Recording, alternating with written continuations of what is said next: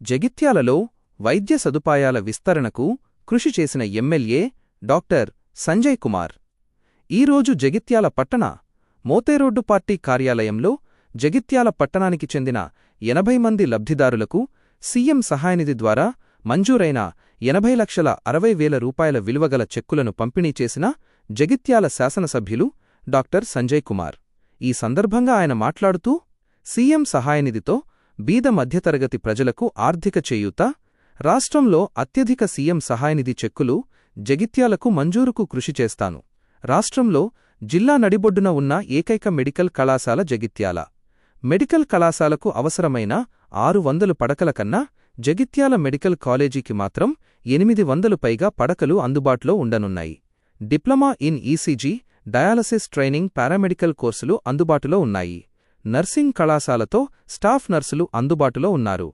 Wellness centre ఏర్పాటు, మాతాశిశు ఆసుపత్రి ప్రారంభం నాడు మాజీ వైద్య ఆరోగ్య శాఖ మంత్రిని ట్రామా సెంటర్ ఏర్పాటు చేయాలని కోరడం జరిగింది. రాష్ట్రంలో ఏకైక ట్రామా సెంటర్ జగిత్యాలకు మొదటిది రానుంది.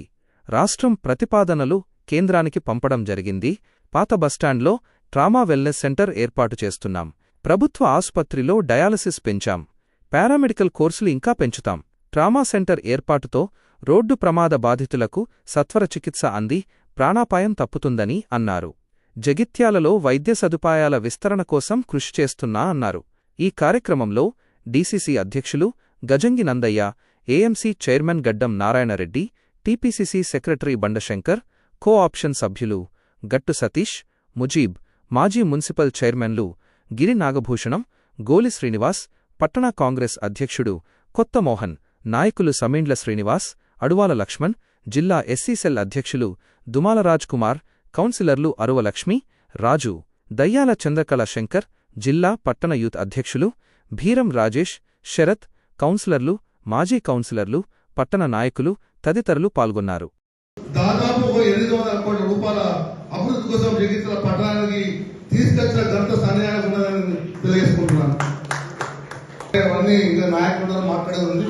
అన్నిటికన్నా ఒక ముఖ్యమైన విషయం చెప్తున్నాను.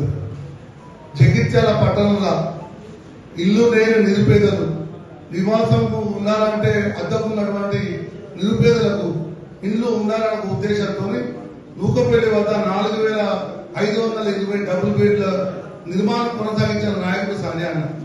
అందరికీ కూడా ఇల్లు వచ్చే విధంగా వారిని సెలెక్ట్ చేసి వాళ్ళకి ఇల్లు కూడా ఇప్పించడం జరిగింది.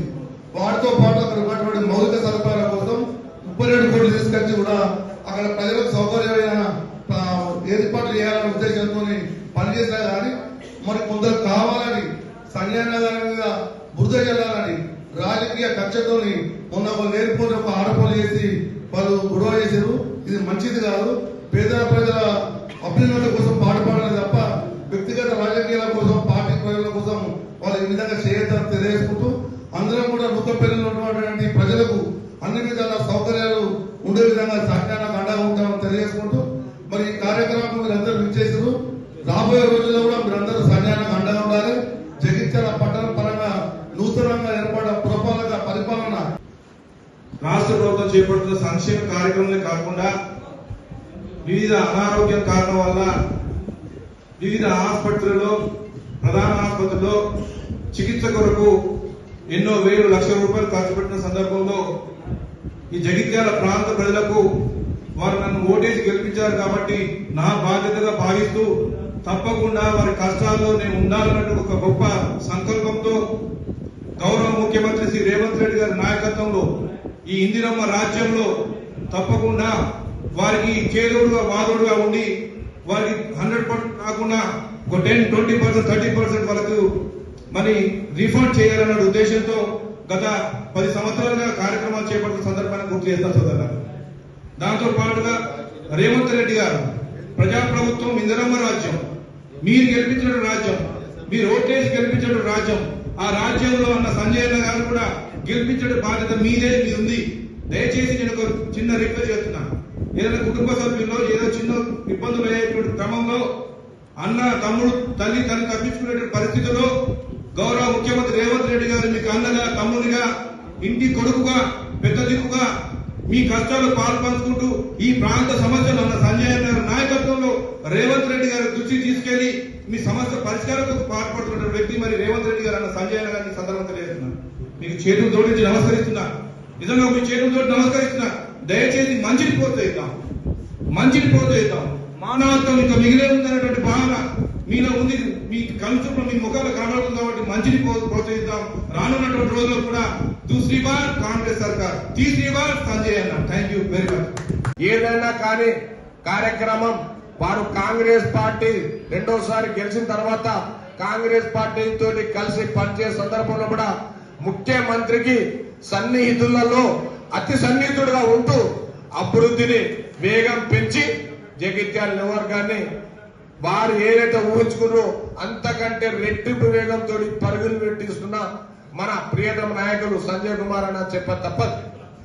ఏ విషయంలోనైనా వారు ప్రతి విషయంలో దృష్టి పెట్టి తొందరనే ఏదైతే వైద్యం కొరకు కానీ అభివృద్ధి కొరకు కానీ గ్రామాల్లో చేసే ప్రజలకు స్పందించి వెంబడే లెటర్లు ఇచ్చుకుంటూ వారి అవకాశాలను అందరినీ రాష్ట్ర ప్రభుత్వం దృష్టికి తీసుకుపోయి ఏ పనినైనా వాళ్ళు వేగంగా చేస్తూ మనందరితోటి 24 hours పొద్దున 6 గంటల సంధి రాత్రి 11 గంటల వరకు కూడా మనతోటి కలిసి పని చేస్తున్న ఏకైక నాయకుడు రాష్ట్రంలోనే మన సంజయ్ అని చెప్పక తప్పదు.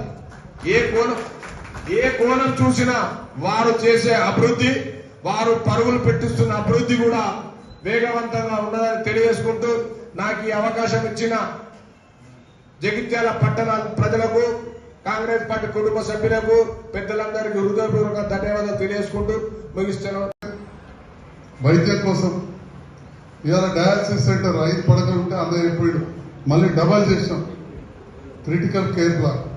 అదేవిధంగా మొన్ననే విశ్రాంత ఉద్యోగులు మమ్మల్ని సన్మానం చేసి చైర్మన్ గారిని మమ్మల్ని వెల్నెస్ సెంటర్ ఉద్యోగులు విశ్రాంత ఉద్యోగులకు వెల్నెస్ సెంటర్ 2 కోట్లతోటి మన పాత బస్టాండ్ ఏర్పాటు చేస్తున్నాం అని చెప్పి తెలియజేస్తున్నాం. ఎందుకంటే జగిత్యాల పట్టణ ప్రజలు ఎదుకెళ్ళి మా శేఖర్ గంగవల్ల అనుకుంటాడు అంత అడే పట్టుక పిక్తులు మరి మళ్ళా పాతది ఏమవుతుందని ఈడ బ్రహ్మాండంగా వెల్నెస్ సెంటర్ ఏర్పాటు చేస్తాం. ఇదే సందర్భంలో మా మీడియా ద్వారా తెలియజేస్తా ఉన్నా, మీ అందరి కెమెరాలలో, మీరు అంత సీనియర్లు, మీ అందరి కెమెరాలలో మాతా శిశు ఆసుపత్రి ప్రారంభోత్సవం నాడు హరీష్ రావు గారిని నేను కోరినాను. జగిత్యాల చుట్టుపక్కల చాలా రోడ్లు, జాతీయ రహదారులు ఉన్నాయి, వెహికల్ ఎక్కువ మూవ్మెంట్ అవుతుంది, మాకు ఒక ట్రామా సెంటర్ అది కూడా పాత బస్ స్టాండ్లోనే ఇవ్వాలని కోరినాను. ఆ రికార్డు ఉన్నది, మనలందరి దగ్గర ఉంటుంది, మా దగ్గర ఉన్నది. నేను మాట్లాడింది ఆ రోజు హరీష్ రావు గారు కూడా చెప్పారు, గెలిచిన సంజయ్ కుమార్ గారు ముఖ్యమంత్రి గారిని అడిగి మెడికల్ కాలేజ్ సాధించండి. తర్వాత అన్ని జిల్లాలకు అదే కావచ్చు, కానీ మన ఆసుపత్రికి మనదానికి బాధపడుతుంది.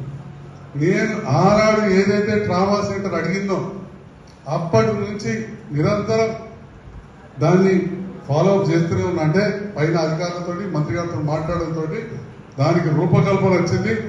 రాష్ట్రంలో ఏకైక ట్రామా సెంటర్, అంటే యాక్సిడెంట్లు అయితే దెబ్బలు తగిలితే యాక్సిడెంట్లు అయితే వైద్యం చేసేది అది జగిత్యాలకే మంజూరుకు ప్రతిపాదనలు కేంద్రానికి పోయినాయి అని చెప్పి సందర్భంగా ఏకైక ట్రామా సెంటర్ రాష్ట్రంలో కేంద్రానికి ప్రతిపాదనలు రాష్ట్రం ద్వారా పోయినాయి. మళ్ళీ నాకు చెప్పుకుంటారు మేమే ఇంటికి చెప్పినామని చెప్పి. మరి అదే విధంగా ఆ ట్రామా సెంటర్ ఎక్కడ ఏర్పాటు చేయాలని చెప్పి నేను అదే రోజు కోరినా పాత బస్టాండ్. మొన్న గౌరవ మంత్రి గారు దామోదర రాజనరసింహ గారు ఇక్కడంతా కొత్తది కడతా ఉంటే అది పాతపడ్డట్టు కావద్దు, వెల్నెస్ సెంటర్ మరియు ట్రామా సెంటర్ పాత బస్టాండ్ దవాఖానలోనే ఇక్కడ అవసరం పడితే కొత్తది కట్టి ఏర్పాటు చేయాలని చెప్పారు. ఈ ముఖ్యమైన ఒక 3-4 విషయాలు మళ్ళీ మీడియా ద్వారా తెలియజేస్తున్నాం. ఒకటి, డయాలసిస్ పెంచుకున్నాం. రెండవది, అలైడ్ కోర్సెస్, పారామెడికల్ కోర్సెస్ ఇప్పటికే 2 వచ్చినాయి, ఇంకా తీసుకొస్తాం. మూడవది, ట్రామా సెంటర్ రాష్ట్రానికి ఒకటే వస్తే కేంద్రానికి ప్రతిపాదన పోతే అది జగిత్యాలనే పోయింది, పాత బస్టాండ్ అనే పోతుంది. పాత బస్టాండ్లో పెడతామని చెప్పి మనం మంత్రి గారు చెప్పారు. అదేవిధంగా వెల్నెస్ సెంటర్ కూడా ఏర్పాటు చేస్తారు.